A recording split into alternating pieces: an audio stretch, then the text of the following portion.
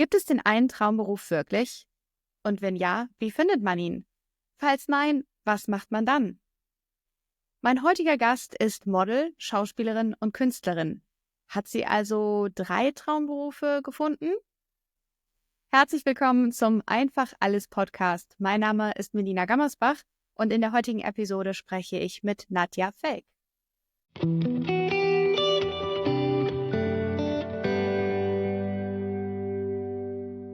Herzlich willkommen, Nadja. Schön, dass du mein allererster Podcast-Gast bist.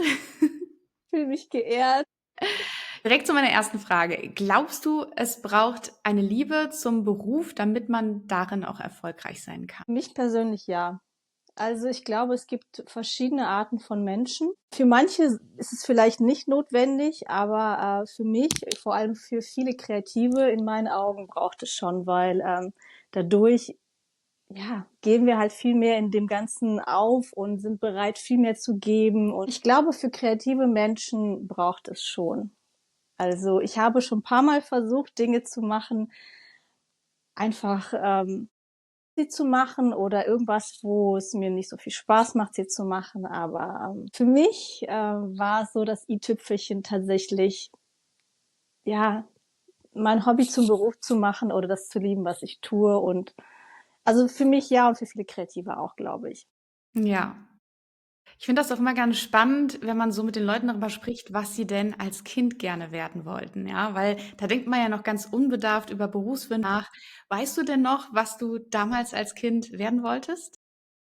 Ich habe tatsächlich letztens meine Eltern gefragt, ob sie noch wissen, was ich als Kind gerne werden wollte.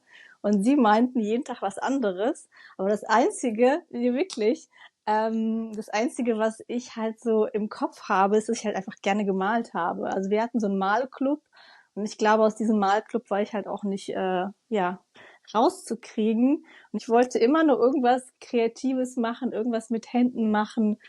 Eine Sache tatsächlich war, dass ich halt auch Schauspielerin werden wollte.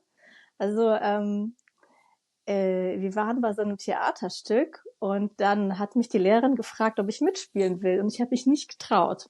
Und das ist mir halt tatsächlich sehr, sehr lange hinterhergelaufen. Und ich glaube, das war auch der Grund, warum ich zur Schauspielschule gegangen bin, wo wir uns auch kennengelernt haben, weil ja, ich Dinge auch machen wollte, von denen ich irgendwie Angst habe oder zumindest mir mit 80 nicht sagen wollte, ich habe es nicht gemacht. Weil ich finde, der Weg ist das Ziel und egal was du machst, bringt dich ja irgendwo weiter. Also es bringt viel mehr, als es halt nicht zu tun.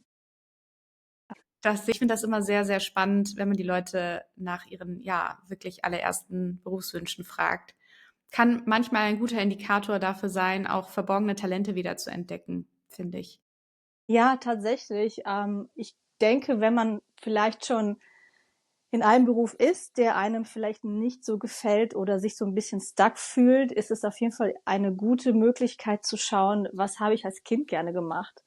Also gar nicht so, klar, man kann natürlich Eltern fragen oder Großeltern, so, was habe ich als Kind gesagt, was ich gerne werden wollte, aber auch schauen, was waren meine Hobbys. Also war ich kreativ oder habe ich gerne, keine Ahnung, irgendwelche Dinge gebaut. Und ich finde, das ist ein guter Indikator, erstmal irgendwas zu finden, was auszuprobieren.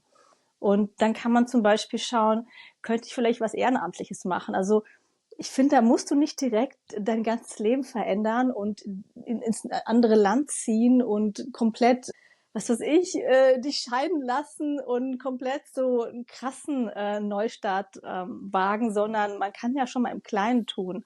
Also schauen, was könnte ich ehrenamtlich machen, wenn ich als Kind gerne einfach sehr gerne mit Menschen zusammen war oder wenn ich gerne kreativ war, wenn ich gerne geschauspielert habe, wenn ich, was weiß ich, Dinge gebaut habe. Man kann ja schon mal schauen, was kann ich im Kleinen tun, um so ein bisschen ja meinem wahren Ich vielleicht näher zu kommen oder irgendwelche Workshops machen. Ich habe zum Beispiel, um wieder der Kunst näher zu kommen, weil ich habe dann ganz, ganz lange gar nicht gemalt.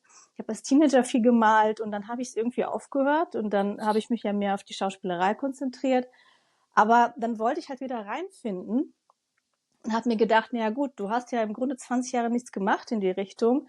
Was kannst du da machen? Und dann habe ich geschaut, welche Workshops gibt es und habe dann ganz viele Malkurse besucht, wo es um abstrakte Malerei ging, weil ich meine, seien wir mal ehrlich, ich habe 20 Jahre nicht geübt und ich hatte so ein bisschen Angst, irgendwas zu machen, wo ich ja überfordert bin. Also ich wollte jetzt keinen Porträtkurs machen oder wo ich das Gefühl habe, ich muss mich dann mit Leuten messen, die vielleicht schon länger dabei sind oder mehr Talent haben als ich. Und dann habe ich mir gedacht, na gut, mit abstrakter Malerei kannst du ja im Grunde nichts falsch machen, weil du kannst dich da ausprobieren. Du kannst Techniken ausprobieren. Du kannst schauen, was kommt, wenn ich einfach alles machen kann, was ich will. Und dann habe ich halt viele Malkurse gemacht, wo es um abstrakte Malerei ging. Und so bin ich ohne viel Druck dem irgendwie näher gekommen, was ich halt so ein bisschen gesucht habe. Und was muss ich denn über dich, Nadja, als Kind wissen, damit ich dich heute als Erwachsene besser verstehe? Wow, das ist eine gute Frage. Also, Vielleicht erklärst du nur auch mal so ein bisschen für die Zuhörer, wie bist du denn überhaupt aufgewachsen? Weil du bist ja erst, ich glaube, mit 11 nach mhm. Deutschland gezogen. Und ich glaube, die meisten Leute können sich so eine Kindheit, wie du sie verbracht hast, nur schwer vorstellen in der heutigen Zeit. Ja, ich bin mit 11 mit meiner Familie nach Deutschland gekommen. Wir sind Russlanddeutsche und ja, irgendwann mal hieß es, ja, wir dürfen nach Deutschland, was wir auch immer vorhatten. Und ja, bis 11 war ich, glaube ich, ein sehr kreatives, aktives Kind, was halt einfach viel ausprobiert hat und so ein bisschen lost war. Also ich glaube, ich habe irgendwie alles ausprobiert, was mir so in die Finger gekommen ist, ob es irgendwie Sticken ist, Malen ist. Ich war eigentlich immer nur draußen und habe irgendwie mit meinen Freunden gespielt, was irgendwie heutzutage überhaupt gar nicht so vorstellbar. Aber wir waren praktisch nie zu Hause. Und ja, und irgendwann mal hieß es, ja, wir ziehen nach Deutschland. Und dann wurde es halt ein bisschen schwieriger, weil es ging relativ schnell. Ähm, neues Land, neue Leute. Du bist mitten in der Pubertät und hast ja im Grunde oder Anfang der Pubertät und bist sehr mit dir selber beschäftigt und mit deinen körperlichen Veränderungen. Und ja, und ich habe halt noch geschielt als Kind. Das war eh so ein bisschen schwierig. Ja, kann grausam sein. Interessanterweise war es in Russland oder in Kasachstan das nicht so ein Problem. Also das wurde irgendwie viel mehr akzeptiert als hier. Aber da kommst du halt in ein neues Land, kennst die Sprache nicht, bist irgendwie überfordert, schielst. Und dann haben sie mich halt in die Hauptschule gesteckt, was keine gute Idee war. Und das ist eh so ein ja, schwieriges Umfeld. Und ich war dann, glaube ich, sehr viel mit Überleben beschäftigt, Sprache lernen. Ich habe gemerkt, meine Eltern haben auch sehr gestruggelt mit der neuen Situation. Ja, die Schüler in der Hauptschule waren nicht sehr nett, vor allem nicht, was das Schielen betrifft. Und ich habe dann, glaube ich, da erstmal gar nicht mehr mein wahres Ich ausgelebt oder es gab da auch wirklich gar keine ja, Förderung. Theaterunterricht oder also es wurde irgendwie wenig angeboten und ich war halt sehr, also ab da war ich glaube ich erstmal also bis zur 10. Klasse halt hauptsächlich mit zurechtkommen und ich habe mir gedacht, na gut, jetzt hast du die Chance in Deutschland zu sein, da möchte ich halt am besten das meiste daraus machen, was ich kann. Also ich wollte dann gute Noten schreiben, ich wollte irgendwas aus meinem Leben machen, war halt wirklich sehr mit Passen, Lernen beschäftigt und habe da nicht mehr so viel kreativ gemacht, außer vielleicht ja, mal nach der Schule ein bisschen gemalt. Was ich total spannend fand jetzt gerade eben, ich weiß nicht, ob es dir aufgefallen ist, du hast gesagt, du hast ganz viel als Kind in Kasachstan ausprobiert und warst lost. Also setzt du das Ausprobieren gleich auf gleiche, ist das Gleiche für dich? Also wenn man viel ausprobiert, ist man gleich lost oder warum hast du das so formuliert? Weil ausprobieren kann ja auch eigentlich was Gutes sein. Nee, also das habe ich gar nicht in dem Zusammenhang gemeint. Ich meinte eher so, ich war so ein, wenn du viele Interessen hast, ich meine, als Kind versuchst du, glaube ich, eh so ein bisschen deinen Platz zu finden, weil du bist ein heranwachsender Mensch, du bist in der Schule mit Gleichgesinnten oder ja, du versuchst da irgendwo deinen Platz oder deine Zugehörigkeit zu finden und Kinder probieren halt alles aus. Ich glaube, alles, was die meisten Kinder angeboten bekommen, nehmen sie dankend an und schauen, was können sie daraus machen. Aber ich glaube, ich habe relativ früh im Leben schon irgendwo so meine Daseinsberechtigung gesucht. So, weil ich war in nichts wirklich gut, weil ich habe immer gedacht, wenn du so ein Talent hast, meinetwegen Malen oder Mathe oder was auch immer, dann hast du schon so ein, ja, das bin ich. Und ich glaube, ich habe immer sehr viel beobachtet und war so, ja, wo gehöre ich hin so? Ich kann alles und nichts. Ich habe, glaube, das war mein größtes Problem auch bis jetzt, einfach zu schauen, wer bin ich, was möchte ich, wo gehöre ich hin, was sind meine Leute, was sind meine Talente, was habe ich zu geben, was passiert mit meinem Leben. Nee, ich würde jetzt nicht sagen, dass das mit kreativ gleichzusetzen ist, sondern ich war eher so als Person ziemlich lost. Würdest du sagen, du warst ein ernstes Kind und ein ernster Teenager? Ja, also ich habe schon sehr, sehr viel beobachtet, was um mich rum ist. Ich habe immer sehr viel aufgesaugt, wie es den anderen ging und wollte immer viel gefallen und natürlich bestätigt werden. Also ich glaube, ich war auch immer ein sehr unsicheres Kind und ja, Ja, also ich fand das halt so spannend, da wir uns ja privat kennen, kenne ich auch noch natürlich ein bisschen deine Backstory und wir haben schon darüber gesprochen und bei mir war das ähnlich in der Kindheit. Ich habe draußen gespielt, getobt und Blödsinn gemacht, ja, auf gut mhm, Deutsch gesagt. Und ich hatte den Eindruck, genau das hast du halt auch die ersten 11 Jahre deines Lebens machen dürfen. Hast gespielt und hast nicht nur vor der Glotze oder dem Computer gehangen oder dergleichen, hast dich einfach ausprobiert und genau wie du sagst, das machen Kinder ja. Und ich finde, das ist gerade als Kind total wichtig, egal was du später als Erwachsener machst, weil es hilft uns ja dabei, uns zu entwickeln und auch zu einem interessanten Menschen zu werden. Und ja, deswegen, also das fand ich wirklich, also darauf wollte ich ursprünglich auch mhm, hinaus, weil der Kontrast muss ja sehr, sehr krass gewesen sein aus quasi deiner Heimat, wo du alles kanntest, wo du halt toben und spielen durftest, bist du ja mit deinen Eltern dann mehr oder weniger ja nicht freiwillig, weil die wirtschaftliche Situation ja euch gezwungen genau. hat, das Land zu verlassen, nach Deutschland gekommen und hat es dann so eine Art Mini-Kulturschock, kann man ja schon sagen, oder? Ach, der Kulturschock war eigentlich gar nicht so groß, weil also ich habe nichts gegen deutsche Menschen. Die meisten meiner Freunde sind deutsch, aber ich habe schon gemerkt, dass man hier nicht so akzeptiert wurde, also als Aussiedler. Wir haben halt gedacht, dass wir anders empfangen werden, weil wir sind ja eigentlich Deutsche. Und wir haben, glaube ich, mit mehr Hilfe gerechnet. Und in Kasachstan hatte ich das Gefühl, da ist einfach mehr Angebot. Also man hat, und das habe ich, glaube ich, hier auch in der Hauptschule sehr vermisst. Ich glaube, das ist nicht so grundsätzlich so, sondern in meinem Fall war das so, ähm, Kinder ausprobieren lassen zu können, muss man sie halt fördern. Also denen einfach was in die Hand geben, ob es Musik ist, ob es Kunst ist, ob es einfach nur Toben ist. Ich weiß, dass wir im Kindergarten im Grunde nur getobt haben und viel ausprobieren konnten, was glaube ich auch hier gar nicht so gang und gäbe ist. Ähm, und hier in der Hauptschule war halt einfach wenig Angebot. Gut, natürlich war ich im ersten Jahr damit beschäftigt, Deutsch zu lernen, aber es war einfach nichts. Es gab, glaube ich, nur Rhönrad und irgendwie das war's. Also man hat den Kindern, die sowieso irgendwo nicht die besten Startmöglichkeiten hatten, das waren ja schon Kinder, die entweder einfach vom Intellekt halt wahrscheinlich keine höhere Schulbildung stemmen konnten, warum auch immer, oder halt aus Familien kamen, die halt vielleicht die Kinder nicht so gefördert haben, halt auch einfach nicht viel geboten, so an sich ausprobieren. Ich hatte das Gefühl, da war so eine Verzweiflung da und vielleicht deswegen war es auch so, dass man da viel gemobbt wurde und ich habe viel Aggression auch wahrgenommen. Man hat die Kinder, die sowieso unzufrieden waren, irgendwo geleitet in irgendeine Richtung, so komm, mach mal das, versucht dann Aggression in Sport oder in Kunst oder Theater zu stecken. Man hat sie so ein bisschen allein gelassen. Und natürlich war ich halt als Aussiedlerin, die kein Deutsch kann, die noch geschielt hat, einfach ein perfektes Opfer. Und ich war denen auch gar nicht böse. Also ich habe relativ schnell verstanden, die meinen gar nicht mich persönlich, sondern die haben einfach jemanden gesucht, wo sie ihre Aggression loslassen können, weil die zu Hause wahrscheinlich kein schönes Zuhause haben.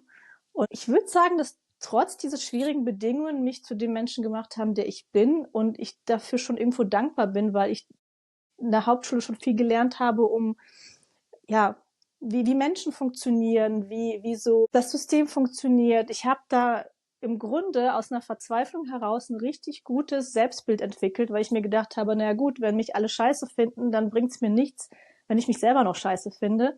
Also im Grunde finde ich, machen einen so harte Situationen zu einem besseren Menschen.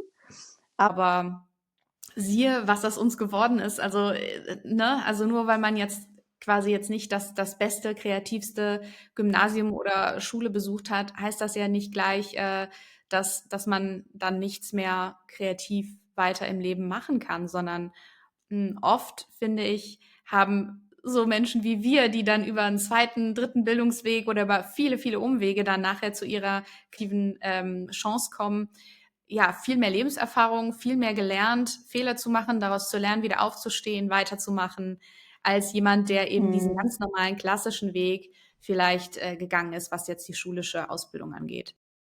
Ich glaube, wenn du so ein kreatives Calling hast und das was in dir hast, du kannst das nicht ignorieren. Also ich habe ja wirklich versucht, da eine normale Ausbildung zu machen und das einfach zu ignorieren, aber ich glaube, man kann das einfach nicht. Das hast du ja auch gemacht. Wenn man so irgendwas hat, wo man denkt, ich will das aber machen und man macht dann auch was, was einem überhaupt nicht gefällt, dann denkt man sich, lieber mache ich das andere, egal wie schwierig es ist, und ich bin mutig und ich gehe all in und ich mache etwas, was mir total Angst macht, statt das, weil ich glaube, wenn du wirklich kreativ bist, du kannst das nicht ignorieren, du kannst es nicht deckeln, vielleicht für eine Zeit lang, aber letztendlich hast du ja auch den Schritt gewagt und ich ja auch, doch die Schauspielschule zu machen. Aber die Kunst habe ich tatsächlich schon am Anfang ignoriert. Ich wollte eigentlich Kunstschule machen, aber das habe ich mich nicht getraut. Ja, weil wir, glaube ich, viel zu selbstkritisch sind. Ich habe gedacht, ich bin nicht gut genug, weil ich habe mir dann angehört, was ich für ein Portfolio machen muss, und dann dachte ich mir, das kann ich nicht machen. Und ich glaube, dass ich habe viel zu viel nach links und rechts geguckt und mich viel zu viel verglichen. Und ich glaube, die Standards, ich weiß nicht, ob das so ein russlanddeutsche Ding ist. Also entweder bist du so das Ultra oder lass es auch einfach. Also ich habe das Gefühl, das ist schon mal Fehler Nummer eins, weil was ich jetzt in den letzten 20 Jahren gelernt habe, wo ich die Kunst ein bisschen ignoriert habe, ist, dass Übung den Meister macht. Also wenn ich jetzt die letzten 20 Jahre jeden zweiten Tag geübt hätte, wäre ich wahrscheinlich schon richtig, richtig gut, und das bereue ich. Und ich glaube, man kann durch Übung einfach richtig, richtig gut werden. Egal ob Schauspiel ist, Modeln ist, Kunst ist, Musik ist, wenn du wirklich viel übst, kommst du dahin und wirst besser. Und die Menschen, die wirklich ein Ausnahmetalent sind, die kommen wahrscheinlich nicht dahin, weil sie nicht an sich glauben, ähm, uns einfach nicht machen, sowieso viel zu selbstkritisch sind. Aber die Leute, die dann sagen, ich will es zwar machen und üben dann erstmal 10 Jahre, dann bekommen sie schon ihre Chance. Und ja, das hätte ich halt, das bereue ich ein bisschen, dass ich das nicht gemacht habe und dass ich viel zu selbstkritisch war. Also lieber einfach ausprobieren und das machen und lieber bewerben, auch wenn man erstmal vielleicht abgelehnt wird, aber dann hat man schon mal gesehen, was gefordert ist. Und ganz oft hatte ich eine ganz andere Vorstellung, wie es am Ende sein wird, wie es dann tatsächlich war. Also ich dachte, oh mein Gott, oder das kennen wir ja auch, wir müssen auf irgendein Event und denken sich, oh Gott, nee, gar keine Lust, das wird bestimmt furchtbar. Und dann geht man hin, wo ich mir denke, ja, geh doch einfach hin. Und dann wird's gar nicht so schlimm. Oder was weiß ich, egal was ist, aus dem Vorstellungsgespräch ist, man denkt sich, oh Gott, nein. Und am Ende ist es gar nicht so schlimm. Oder die Voraussetzungen sind gar nicht so hoch, wie man denkt. Also einfach machen und es ausprobieren. Und selbst wenn man beim ersten Mal scheitert, dann weißt du zumindest, was gefordert ist, und machst beim nächsten Mal halt besser. Und wirklich jeden Tag, also wirklich so oft wie möglich üben, üben, üben und wirklich das Üben lieben lernen.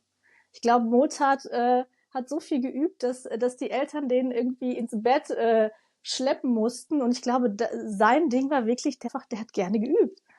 Muss man, glaube ich, auch lernen oder lieben lernen, dass man einfach das Üben liebt und nicht so, okay, ich habe ein Ziel, oh scheiße, ich muss das und das machen, um dahin zu kommen. Nee, lerne, glaube ich, zu üben. Und dann kommst du schon dahin, auch wenn es ein bisschen länger dauert.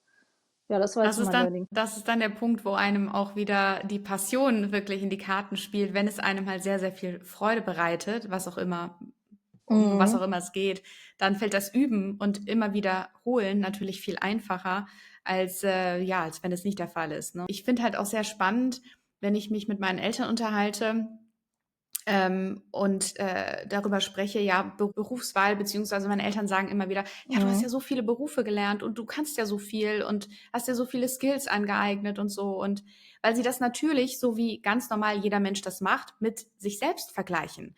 Meine Eltern haben beide jeweils einen Beruf gelernt. Nicht, weil sie sich diesen Beruf ausgesucht haben, weil das ihre Passion war, sondern einfach, weil ihre Eltern ihnen das einfach zugewiesen haben. Also da gab es keine Wahl. Und ich denke, bei deinen Eltern wird das ähnlich gewesen sein. Gerade als sie dann nach Deutschland gekommen sind, Mhm. haben sie wahrscheinlich das angenommen, was sie bekommen haben und hatten nicht die Qual der Wahl, die heutzutage sehr viele Menschen haben, gerade junge Menschen, ähm, mit denen ich mich unterhalte, sagen dann, wenn ich sie frage, ja, was mit 18, was möchtest du studieren oder in welche Richtung möchtest du gehen? Die gucken mich dann mit großen Augen an und sagen, ja, ich weiß es noch nicht, keine Ahnung, ja. Also da sehe ich das Problem der Qual der Wahl. Also würdest du sagen, die große Auswahl, die vielen Möglichkeiten, die wir haben, ist das Fluch oder Segen? Ja, erstmal ist natürlich ein Segen, weil man hat die Auswahl, die unsere Eltern nicht hatten. Und ja, du hast recht, meine mussten dann auch erstmal das annehmen, was hier geboten wurde, weil die meisten Sachen, die sie in Kasachstan gelernt haben, nicht anerkannt wurden. Ähm, aber ich weiß auch, dass ich, als ich nach der Schule dann fertig war, dass ich auch nicht so richtig wusste, wo es hingehen soll. Aber ich glaube, aus dem einfachen Grund, ich wusste schon, wo es hingehen soll, habe mich das nicht getraut und habe mir dann gedacht, ja, was willst du jetzt machen von den vielen Dingen, auf die du eigentlich sowieso keinen Bock hast? Also machst jetzt Abi und studierst BWL, machst du Bürokauffrau, machst du keine Ahnung was du eigentlich sowieso nicht machen möchtest. Warum soll ich dann noch Abi machen, studieren? Und dann verschwende ich im Grunde mehr Zeit, als wenn ich jetzt einfach mich traue, in die Schauspielschule zu gehen, was ja mein eigentliches Ziel gerade ist. Also in erster Linie finde ich es, glaube ich, gut, dass es diese Möglichkeiten gibt, weil man hat Möglichkeiten, die man sehr, sehr lange, glaube ich, bis vor kurzem noch nicht hatte. Früher hat man ja wirklich, oder die Eltern haben entschieden, was du wirst. Und das stelle ich mir richtig schlimm vor. Also, aber ich glaube trotzdem, dass unsere Eltern, das habe ich mich auch gefragt, ein anderer Schlag von Mensch sind. Weil ich habe mir auch gedacht, wie haben es meine Eltern ertragen, Jobs zu machen, die sie nicht machen möchten und trotzdem nicht dran kaputt zu gehen und trotzdem nichts an ihrer Situation zu ändern und sie zu akzeptieren. Und wir, wenn wir, glaube ich, zu lange etwas machen, was wir nicht machen wollen, wir wären total depressiv oder Ja, wir Burnout, struggle, Depressionen, ja, wir all das, struggle genau. so sehr damit, also wir würden, glaube ich, alles tun, um da nicht hinzugehen, weil wir das mental einfach nicht schaffen. Ich glaube, es gibt zwei Arten von Menschen, die Künstler und die Nicht-Künstler. Meine Eltern haben sich gedacht, okay, ich mache diesen Job, dann habe ich Geld für meine Familie, fahre 2, 3 Mal im Jahr in den Urlaub und keine Ahnung, kann mir ein paar Dinge leisten und habe am Ende meine Familie und keine Ahnung, erfreue mich daran und an meinem Feierabend oder am Wochenende und das war für sie genug. Aber wir mach, ich kann nicht 8 Stunden am Tag irgendwas machen, was ich nicht machen will. Also dann arbeite ich lieber härter oder schlechter bezahlt oder mache was komplett anderes. Aber das, was ich in diesen 8 Stunden mache, gibt mir Sinn. Und wir haben halt so dieses Künstlerding, glaube ich, das, was uns wirklich strugglen lässt, wenn wir nicht unsere Passion leben. Und ich weiß nicht, ich glaube, es kann man nicht vergleichen. Und ich glaube, früher war es tatsächlich so, wenn du Künstler warst, dann hast du, glaube ich, damit abgefunden, dass du halt für immer arm warst und hast gemalt und hast irgendwie bettelarm gelebt, aber Hauptsache du konntest malen. Also ich glaube, die Künstler haben schon ihr Künstlerding gemacht und sind dafür gegangen und unsere Eltern waren vielleicht einfach nicht so kreativ oder hatten diesen kreativen Sinn nicht, was super ist für sie. Also es muss ja nicht nur kreative Menschen geben, aber meine Eltern sind damit, glaube ich, ganz gut gefahren. Einfach mit den Jobs, die sie hatten. Natürlich hatten meine Eltern den Wunsch für mich, für meinen Bruder, dass wir was Vernünftiges machen, Mhm. ja. Als ich dann meinen Realschulabschluss gemacht hatte, ja, ging es für mich halt in ganz normalen klassischen Lehrberuf, wie für dich ja auch. Deswegen, da mache ich den Bogen jetzt zurück zu dir. Du hast Bürokauffrau gelernt als allererste Ausbildung nach der Schule. Warum hast du das gemacht? War das deinen Eltern zuliebe? Aus welchem Grund? Ja, tatsächlich meinen Eltern zuliebe. Und ich kann auch irgendwo verstehen, dass die uns in so sicheren Jobs haben wollten, weil ich glaube, dadurch, dass unsere Eltern sehr viel Unsicherheit erfahren haben, wollten sie, glaube ich, irgendwas, was so ein bisschen messbar ist. Und so ein normaler Job, du machst die Ausbildung, du hast einen Job und wenn die Firma nicht pleite geht, dann hast du den Job. Und ja, im künstlerischen, ja, es gibt viel Konkurrenz, es ist nicht so stetig. Ich verstehe das. Und dann habe ich Bürokauffrau gelernt, genau, weil, keine Ahnung, ich wollte eigentlich Mediengestalterin werden. Also ich habe mir gedacht, naja gut, zumindest irgendwas Kreatives. Und damals, ich weiß nicht, ob die Voraussetzungen schwieriger waren wie jetzt. Ich war bei 2, 3 Vorstellungsgesprächen und da waren Leute, die schon ein Studium hatten. Also der Einstieg in diesen Beruf war praktisch unmöglich nach der Schule. Und dann habe ich mir gedacht, na gut, dann halt irgendwas im Büro und habe dann halt erstmal sogar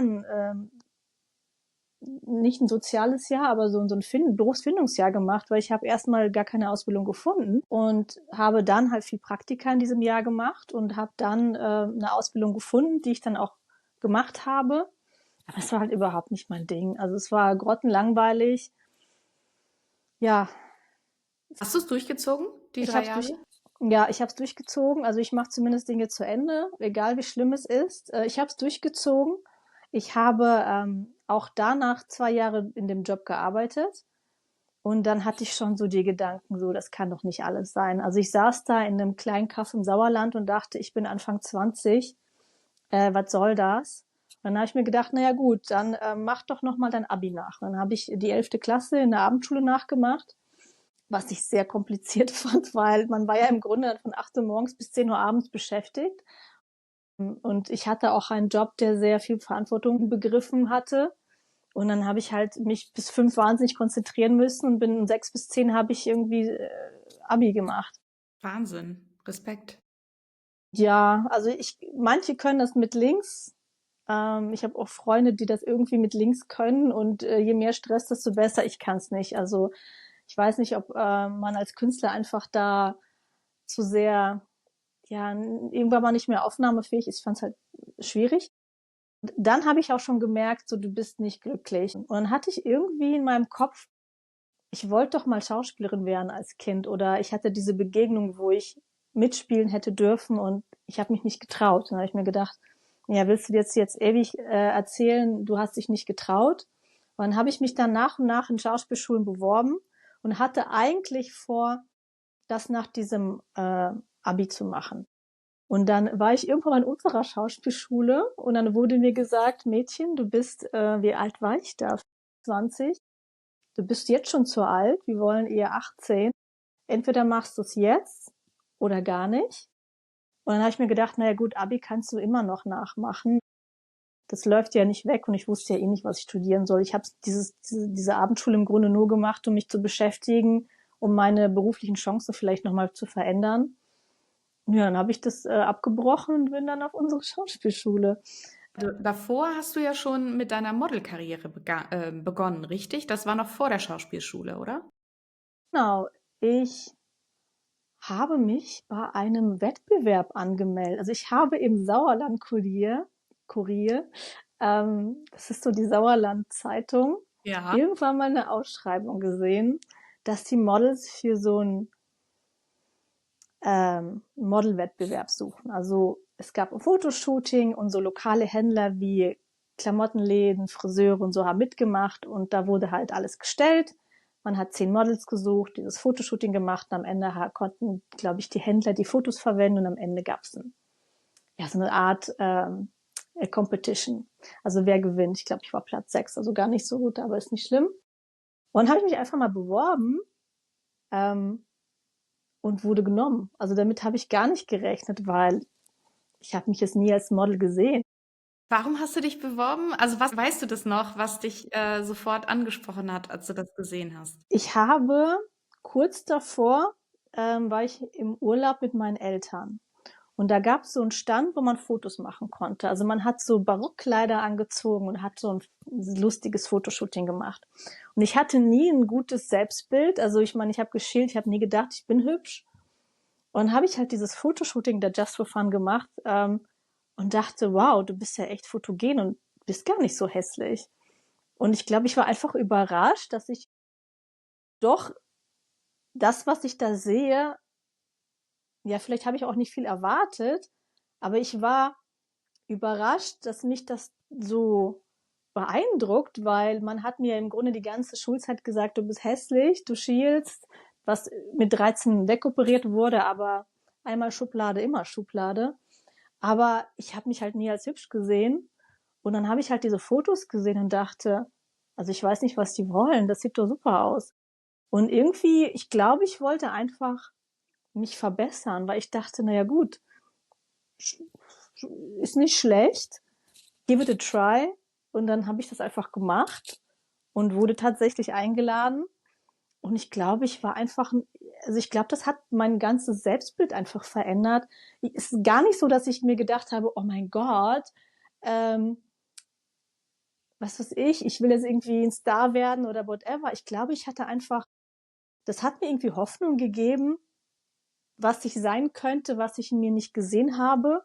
Und dadurch, dass ich dann halt diese Shootings gemacht habe, ich habe da diese Competition da gemacht und dachte so, boah, krass, und da wurde ich ja geschminkt, angezogen. Und ich dachte, Wahnsinn, was man aus dir machen kann mit ein bisschen Make-up und ein paar Klamotten. Und ich habe, glaube ich, da einfach so ein Licht gesehen und dachte, nee, in dir ist mehr, als du glaubst und du bist A, nicht hässlich und B, bist du in der Lage, dich zu verändern. Und dann habe ich mich halt auf diversen Plattformen angemeldet und dachte, okay, cool, ähm, je mehr ich übe und je mehr ich einfach mit Hobbyfotografen fotografiere, desto mehr Chancen habe ich da irgendwie mich zu verbessern. Und irgendwie weiß ich nicht, das hat mir einfach Spaß gemacht. Das war für mich so ein bisschen, ich kam raus aus meinem, ich meine, gut, meine Eltern hatten schon einen Grund, Sorge zu haben, weil ich teilweise irgendwohin zu irgendwelchen Fotografen gefahren bin, obwohl ich vorher eigentlich schon geguckt habe. Ich habe schon ganz gutes Gefühl, glaube ich. Ich habe immer geguckt, sind sie in Ordnung, habe andere Models gefragt, sind die in Ordnung. Und dann bin ich dahin gefahren und wir haben irgendwas Kreatives gemacht. Und ich war immer überrascht von dem Ergebnis. Und es hat mir irgendwie Hoffnung gegeben, dass in mir mehr ist, als ich denke. Es klingt so, als hätte es dir auf jeden Fall ein gutes Selbstwertgefühl, ein gutes Selbstbewusstsein vermittelt. Und allein dafür ist es ja großartig, dass du das gemacht hast, aus Eigeninitiative, nicht weil dich irgendjemand dazu gedrängt hat oder gesagt hat, oh, ich habe dich entdeckt und du machst das jetzt und, und überhaupt. Du kannst, also man kann aber auf jeden Fall sagen, du hast es sehr, sehr erfolgreich gemacht, das Mhm. Modeln seit damals. Du hast zahlreiche Model- und auch Schauspieljobs gehabt für Werbung, im TV, in Printmedien. War das jetzt alles, würdest du sagen, nicht alles, aber war das meiste Glück? Oder würdest du sagen, das Model-Business ist auch, selbst wenn man kein Laufstegmodel ist und irgendwie auf Vogue Cover landet, ist das ein harter Job? Also ist das ein Job, wo man wirklich arbeiten muss? Nee, das ist gar nicht easy. Also erstmal zu der Sache davor würde ich als Tipp geben, immer Dinge hinterfragen. Also erstmal gar nicht so dieses für gegeben nehmen, wenn dir einer sagt, du kannst etwas nicht oder du bist nicht hübsch genug oder du bist nicht talentiert genug, es trotzdem machen, weil vielleicht wirst du ja überrascht.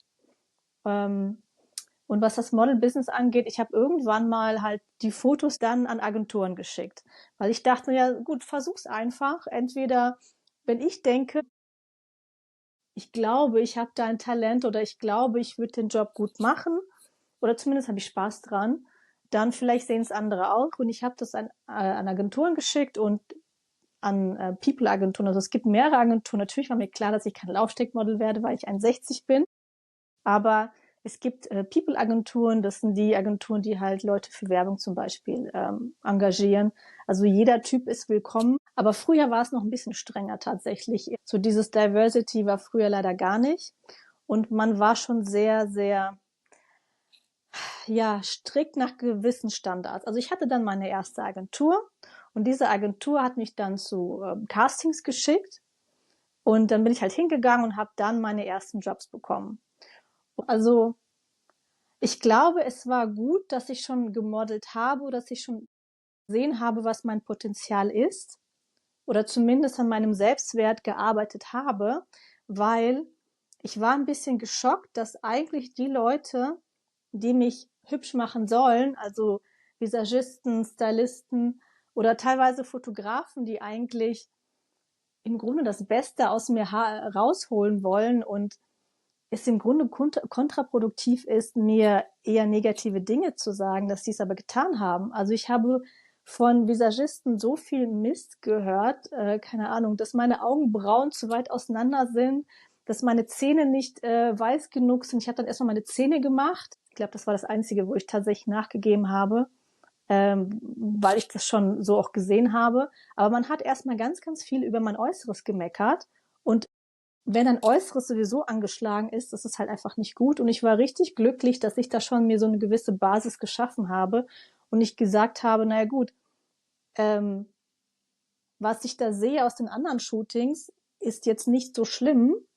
Dein Job ist eigentlich, mich schöner zu machen, mir mehr Selbstbewusstsein zu geben und nicht mich runterzureden. Aber es gab da schon, also man muss schon darauf sich einstellen, dass man im Grunde sehr viel kritisiert wird. Und ich glaube, das ist noch in anderen Branchen noch viel schlimmer. Also auch viel so, ich habe viel gehört, dass die Agentur erstmal gesagt hat, du musst ja erstmal 10 Kilo abnehmen. Und bei mir ging's, weil ich habe ja People Modeling gemacht, aber ich habe auch viel von Kolleginnen gehört, die auch Laufsteg gemacht haben, dass die erstmal abnehmen sollen. Ich finde das so kontraproduktiv, weil du willst ja im Grunde erst recht, wenn du schon am Set bist, aus der Person ja das Beste rausholen. Die soll sich ja am besten toll fühlen und keine Ahnung, eher selbstbewusster und nicht erstmal hören, was an ihr alles falsch ist. Und ich bin sehr dankbar, dass ich nicht darauf gehört habe, weil es ist anscheinend Standard.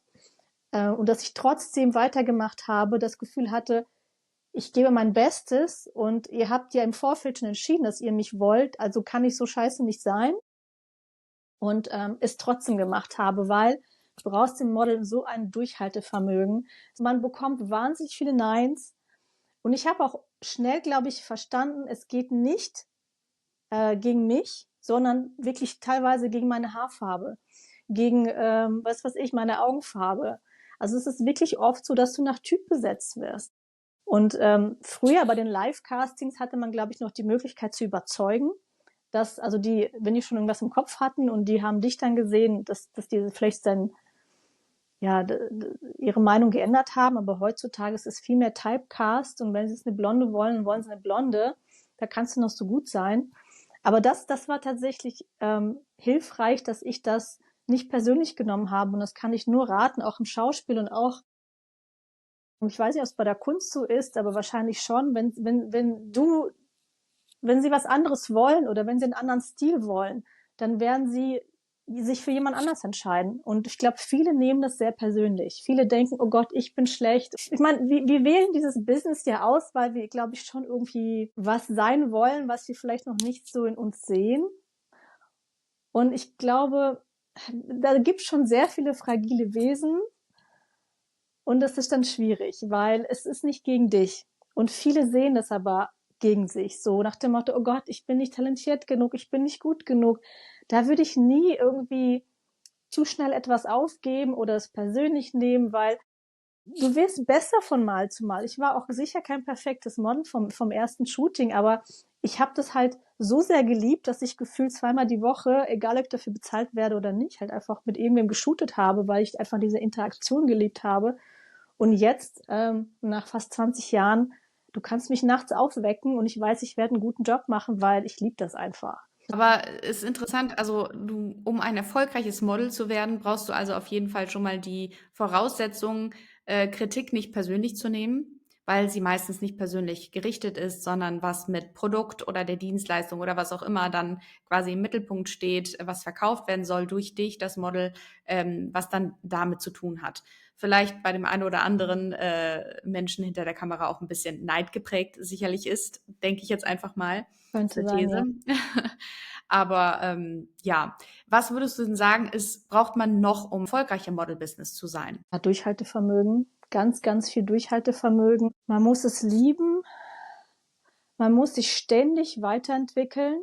Also ich finde diese Idee, besser zu werden, dass man halt einfach nicht sitzt und wartet auf die nächste Chance, sondern die Zeit auch nutzt, weil dein Körper ist ja im Grunde dein Arbeitsgerät, dass du, wenn du jetzt gerade vielleicht Phasen hast, egal ob es Model oder Schauspiel, dass du diese Phasen nutzt und vielleicht shootest oder neues Portfolio erstellst, also immer stetig an dir arbeiten, weil wie so ein altes Auto, du rostest ein, wenn du das nicht machst, auch wenn du vielleicht auch regelmäßig Sport machst oder regelmäßig shootest, weil die Übung macht tatsächlich den Meister.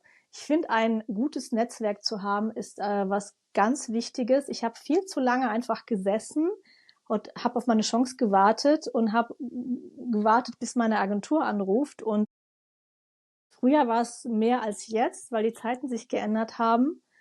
Ähm, Es ist immer gut, ja, an deinem Äußeren zu achten, zu arbeiten, dass du tatsächlich dich halt auch gesund und vital hältst, weil du bist das Kapital. Ähm, Dass du deine Haut irgendwie, dass du irgendwie regelmäßig dich um deine Haut kümmerst, egal ob selber oder zum Kosmetiker gehst, Sport machst, dass du nicht aufhörst zu machen und tatsächlich nicht nur sitzt und auf deine Chance wartest, sondern tatsächlich dein Netzwerk erweiterst, dich mit anderen Models connectest, dass du vielleicht zusammen auch dich triffst und Content erstellst oder dich austauschst. Was kann man sonst noch machen? Welche Fotografen gibt es? Dass du zu Netzwerkveranstaltungen gehst. Also ich glaube, ich glaube, dir geht es wahrscheinlich ähnlich. Wir haben unterschätzt, wie viel man selber noch tun kann. Wir haben im Grunde, glaube ich, nach der Schauspielschule gesessen und haben auf unsere Chance gewartet und sind sehr viel auf Alleingang gegangen.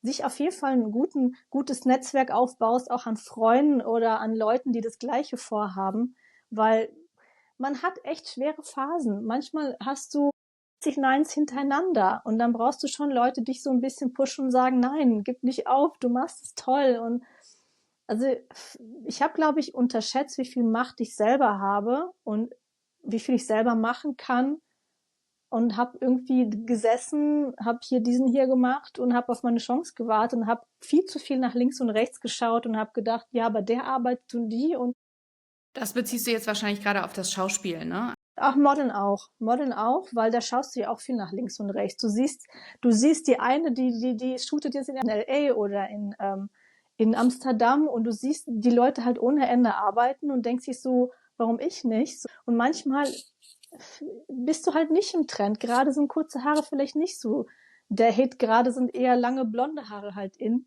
Und warum? Vielleicht macht sie das schon länger. Vielleicht, ja, dann hat sie halt einfach Glück gehabt. Aber man vergleicht sich viel zu viel. Und das ist, glaube ich, echt nicht gut.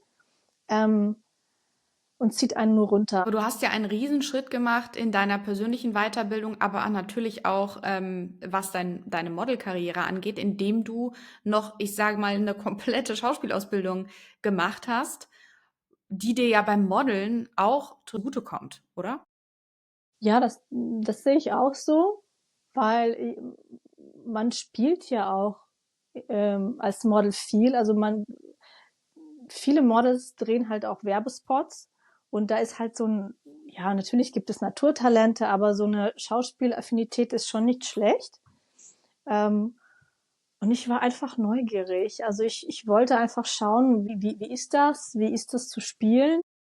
Und das hat auf jeden Fall meine Modelkarriere geholfen, weil das wird inzwischen schon fast verlangt oder als Standard gesehen. Ähm, derjenige, der das nicht liefern kann, die sind halt dann nur auf Fotos reduziert und da nimmst du dir schon viel weg, weil das Bestbezahlte sind halt die Werbespots. Und klar musst du jetzt nicht direkt eine Schauspielausbildung machen, aber zumindest vielleicht irgendwie vor der Kamera ein bisschen üben oder dir einen Coach suchen, ist auf jeden Fall eine gute Idee.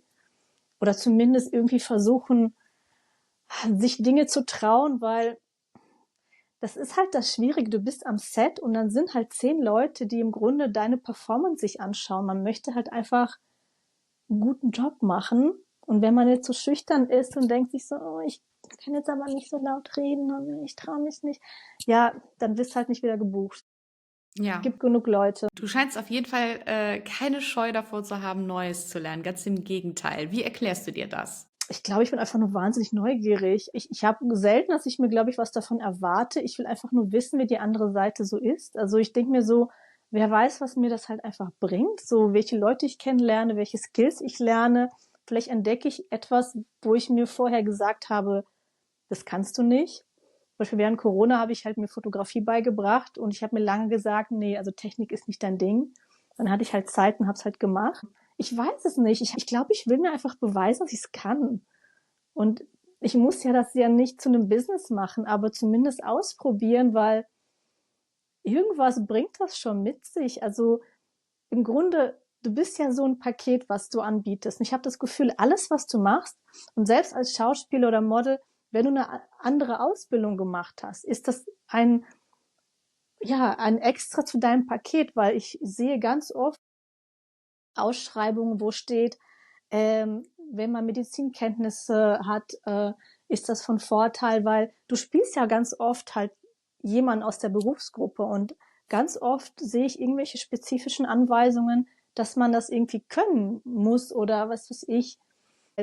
Man merkt doch, wenn man was spielt, wovon man keine Ahnung hat. Also wenn ich jetzt irgendwie versuche, eine Ärztin zu spielen und eine OP zu machen, dann merkt man, oder ein Klavier zu spielen, dann merkt doch jeder nach 3 Sekunden, dass ich irgendwie keinen Plan habe, was ich da eigentlich mache, sondern ich tue so, als ob.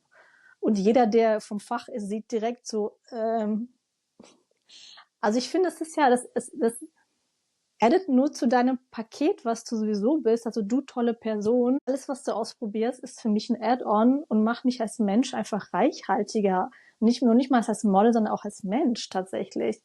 Und dann habe ich mehr Skills und kann mit mehr Leuten reden. Ich finde, das führt immer zu irgendwas Weiterem. Also ich verstehe nicht, dass Leute irgendwie sagen, mir ist langweilig, ich weiß nicht, was ich tun soll. Ich weiß nie, was ich als erstes tun soll. Du probierst auch immer ganz viel aus. Ja, ich liebe es. Das ist ja auch einer der Gründe, warum es jetzt diesen Podcast gibt. Ja, wie du schon eben angesprochen hast, du hast ja noch ganz viele weitere Jobs gehabt, warst Fotografin, hast sowohl Models als auch ja, normale Menschen gecoacht und hast Social Media gemacht. Was hast du denn aus all diesen Jobs mitgenommen, so als Skillset oder auch, wenn es um die Menschenkenntnis geht, generell? Wo sagst du unterm Strich, sind das die Dinge, da bin ich total dankbar, auch wenn der Job vielleicht nicht das Richtige war, dass ich dieses oder jenes mitgenommen habe? Ich glaube, das als Hauptantwort, dass alles erlernbar ist.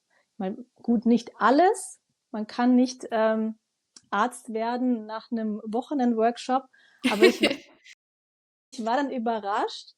Aber viele Dinge sind erlernbar und gar nicht so kompliziert, wie man denkt. Man kann sich alles mit ein bisschen Geduld beibringen. Also wenn du denkst, ich würde gerne, was weiß ich, Social Media machen, fotografieren, ich will einen Kurs machen, ich will einen Podcast machen, dass man erstmal schaut, was muss ich dafür können. Und oft ist es alles erlernbar und gar nicht so kompliziert, wie man denkt.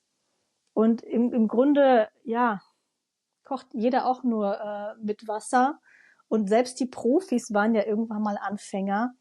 Ja, natürlich, manche Dinge, da brauchst du mehr Zeit, um die zu erlernen, aber die meisten Jobs, also die hast du in einem Jahr drin. Und dass man einfach Dinge probiert, dass man sich das einfach zutraut, dass man nicht sagt, okay, ich bin nicht talentiert und ich bin nicht intelligent dafür.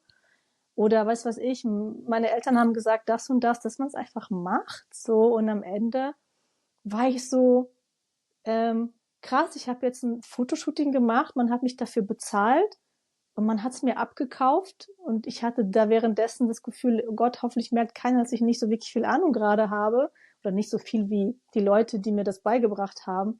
Aber es war genug. Ich hatte das Gefühl, vielleicht sind die Erwartungshaltungen von anderen viel geringer an mich als meine eigenen, weil oft, ich habe mir was beigebracht und es war genug.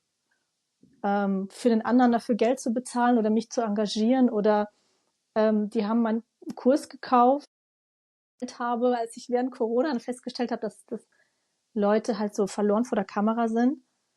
Und die haben was daraus mitgenommen, haben gesagt, finde ich gut, hab was gelernt, Dankeschön.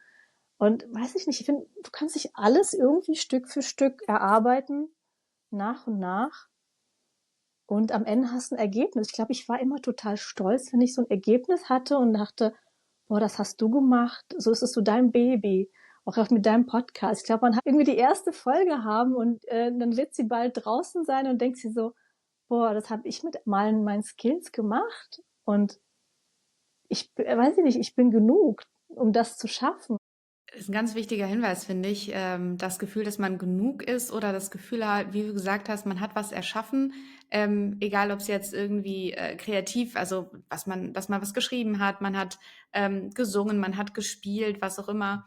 Aber dass man das Gefühl hat, man ist stolz auf etwas, was Mhm. man erschaffen hat, da kann ich dir noch absolut zustimmen. Aber hast du denn das Gefühl, dass du jetzt deinen Traumberuf gefunden hast? Oder sagst du, nee, es gibt eigentlich gar nicht den einen Traumberuf für dich. Wie stehst du dazu? Also ich habe das Gefühl, dass ich meinem Traumberuf näher bin. Aber es ist natürlich immer alles stetig.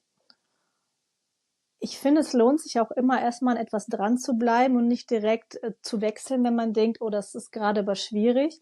Also was ich interessant fand, ist, dass ich wieder mich der Kunst genähert habe, dass ich dann doch wieder angefangen habe zu malen, ob digital oder auf Leinwänden und dass das mir irgendwie nicht schwer fällt. Also ich hatte das Gefühl, dass mir viele Dinge am Ende, also die Fotografie oder das Schauspiel, ich habe bestimmte Dinge davon gerne gemacht, aber viele Dinge fand ich irgendwie nicht so doll. Und ich musste mich zu vielen Dingen so ein bisschen pushen. Und ich glaube, wenn man merkt, so irgendwie so, es fällt einem schwer, dann bleibt man auch nicht so gerne dran, als wenn man es wirklich liebt. Und mir ist aufgefallen, dass ich mich nicht pushen musste, um anfangen zu malen. Wo es am Ende landet, weiß ich natürlich nicht, weil es ist ein Fluss. Wer weiß, was am Ende so mein Weg ist. Aber auf jeden Fall, finde ich, hat sich so ein bisschen der Kreis geschlossen, dass ich im Grunde da wieder gelandet bin, was ich als Kind gern gemacht habe und was ich versucht habe, so ein bisschen abzulehnen eine Zeit lang, dass es dann doch am Ende zu mir gekommen ist durch dieses viele Ausprobieren, weil man probiert aus, stellt fest, nee, doch nicht, dann probiert man was anderes aus, nee, doch nicht. Aber ich war dann, glaube ich, schon überrascht, dass es am Ende doch wieder die Kunst ist, weil irgendwie, weiß ich nicht, die habe ich irgendwie, glaube ich, schon abgehakt. Aber ja, gerade verbringe ich sehr viel Zeit wieder mit Malen, ob es halt einfach Bilder sind oder einer meiner Ideen war, ein Posing-Malbuch zu machen, weil ich liebe Malbücher und ich finde, man lernt aber in Malbüchern nicht so viel. Man malt auch und außen, das ist schön, aber ich finde so einen Lerneffekt nebenbei gar nicht so schlecht. Deswegen entwickle ich gerade so ein Posing-Malbuch. Und ich glaube, genau das war der Start, weil ich wollte dieses Malbuch machen, habe natürlich wie alle anderen versucht, das irgendwie mit KI zu machen, das digital zu erstellen. Das heißt, digital ist ja auch digitales Malen, aber das mit KI zu erstellen, mit Hilfe. Und ich hatte nicht das Ergebnis, was ich haben wollte. Also das, was mir dann Midjourney und andere Apps gegeben haben, dachte ich mir so, nee, weil ich wollte bestimmte Posen haben. Man kann bestimmte Sachen damit gut umsetzen, wenn man nicht so was Spezifisches hat. Aber ich war nicht zufrieden mit dem Ergebnis. Und dann habe ich mir gedacht, na ja gut, wenn ich ein bestimmtes Ergebnis haben will, dann muss ich das selber erstellen. Dann habe ich mir ein iPad gekauft und habe dann gedacht, na ja gut, dann muss ich mir halt digitales Zeichnen beibringen, weil ich will ein Ergebnis und ich bekomme nicht das, was ich will. Ich habe kurz drüber nachgedacht, das in Auftrag zu geben, aber da habe ich schon wieder so dieses Ding, nee, ich kann es selber. Ich weiß nicht warum. Und so habe ich mich halt mit Procreate und mit digitalem Zeichnen beschäftigt. Und zwischendurch dachte ich mir, naja gut, digital ist schön und gut, aber auf Papier ist nochmal was anderes. Und so ist es irgendwie vom einen zum anderen gekommen. Und dann habe ich mich halt auch mit Farben auseinandergesetzt. Ich finde, egal was, probier es einfach aus und versuch einfach jeden Tag ein bisschen mehr zu machen. Und seitdem merke ich stehe morgens auf und ich muss mich nicht dazu pushen, zu malen. Und wo auch immer das dann am Ende hinführen wird, ist es für mich schon mal echt so ein Aha-Erlebnis. Oh Gott, ich habe was gefunden, wo ich mich nicht zu zwingen muss, wie zu bestimmten Jobs hinzugehen oder was weiß ich, Dinge zu machen, die ich eigentlich nicht machen will. Ja, das ist so jetzt der Stand der Dinge, aber wo es am Ende dann, wo es mich hinführt, kennst mich ja, es kann Es alles und bleibt nichts sein. spannend. Es bleibt spannend, ja. Da muss ich direkt mal meine Zuhörer fragen, egal wo ihr jetzt gerade im Leben steht, seid ihr noch auf der Suche nach eurem Traumberuf oder habt ihr ihn vielleicht schon gefunden? Schreibt das gerne mal in die Kommentare. Ich bin sehr gespannt, was ihr darüber denkt. Zurück zu Ah, dir, Nadja. Das Posing-Malbuch, was du gerade angesprochen hast. Jetzt muss ich aber trotzdem noch mal fragen, wie konkret muss ich mir das vorstellen? Also ich kenne Erwachsenenmalbücher, ne, so mit Mandalas oder irgendwelchen Themen oder dergleichen. Und was konkret ist jetzt ein Posing-Malbuch? ja, das ist schon sehr angelehnt an meine Posing-Kurse. Das Posen kann man erlernen. Also da gibt es ja schon ein paar einfache Dinge, wenn du das Gefühl hast, du bist unsicher vor der Kamera oder du siehst, das, was du siehst, gefällt dir nicht. Da gibt es ein paar Kleinigkeiten, die das Bild halt einfach besser machen können. Und ich wollte halt Beispiele zeigen. Zum Beispiel eins der einfachen Dinge sind halt so Dreiecke machen. Und ich habe dann erstmal meine eigenen Bilder genommen oder Bilder, die ich gefunden habe, die ich gut fand und habe im Grunde die Outlines gemacht, dass man halt ja die Person sieht, am besten halt mit einem coolen Outfit, was man gerne ausmalt, was aber schon eine Pose zeigt, ähm, ja, die ich halt zeigen möchte, dass man das dann ausmalt und sich dann vielleicht nach ein paar Seiten merkt, okay, das sind Dreiecke, weil ich glaube, wenn man nicht drauf achtet, merkt man es gar nicht, aber wenn man irgendwann mal so einmal darauf hingewiesen wurde, das ist ein Dreieck, dann siehst du das in Bildern. Und dann möchte ich halt so ein bisschen die Sinne schärfen, okay, ähm, das ist eine gute Pose, darauf solltest du achten und natürlich so Dinge wie Schultern zurück oder Bauch einziehen und bestimmte Profile. Deswegen im Grunde, ich kann ja gerne was zeigen, ich bin da noch relativ am Anfang, sind es halt einfach Menschen in coolen Posen oder oft auch ich, ähm, Das die hast du dir dann was als zeigen. Vorlage genommen. Ja, ja. Genau, Ja, sehr weil cool. Sehr und ich cool. natürlich ist mir das aber auch wichtig, dass das Spaß macht, das auszumalen. Deswegen habe ich das schon selber ausgemalt und ausgedruckt, weil was bringt Also es einem? die Leute, die uns jetzt gerade auf YouTube zuschauen, die haben den Luxus, dass sie jetzt auch Bilder dabei haben. Nadja, wir haben da mal was vorbereitet. Möchtest du Äh, mal zeigen? gerne. Also zum Beispiel das hier, das bin ich, Ja. ausgemalt. Und nicht ausgemalt sieht es dann zum Beispiel so aus. So Und in der Art wäre das dann nachher in einem Posing-Malbuch. Also was genau, man dann halt auch als physisches Produkt irgendwann kaufen soll, wäre das dann so ungefähr in dem Stil. genau. Oder so eine Pose, wo es Ja, der Selfie-Look. Spiegel-Selfie, genau, ähm, dass hier halt so ein bisschen verdeutlicht wird, dass die ähm, das Gewicht auf dem einen Bein ist und das, was es für Möglichkeiten gibt. Also das sind erstmal nur Sketches. Wird es Davon da auch gibt es dann, Hinweise für geben? Also wird es dann quasi ja, kleine Anmerkungen in dem, auf jeden ja? Fall. Ja, damit man halt auch als Laie versteht, ah, okay, das ist jetzt Sinn der Sache von dieser Pose und dergleichen. Ganz genau. Und auch viele Ideen, was man noch so machen kann. Aber da ist noch ein bisschen was zu tun, weil ich bin ein kleiner Perfektionist und ich also dieses, du kannst in 3 Stunden Malbuch machen, was sich irgendwie für 20.000 pro Monat verkauft, glaubt nicht daran. Macht lieber ein Produkt, wo ihr dahinter steht, auch wenn es ewig dauert. Und ich könnte einfach keinen Schrott, glaube ich, wo ich nicht hinterstehe, verkaufen. Ja, also digitales Zeichnen, egal ob ein Malbuch oder ich habe jetzt auch ein paar Kunst oder digitale Kunst, was man sich auch gerne mal in die Küche hängen kann. Also ich finde, probiert euch einfach aus. Also das ist digital oder wenn es auf einer Leinwand ist. Mein Gott, was habt ihr zu verlieren?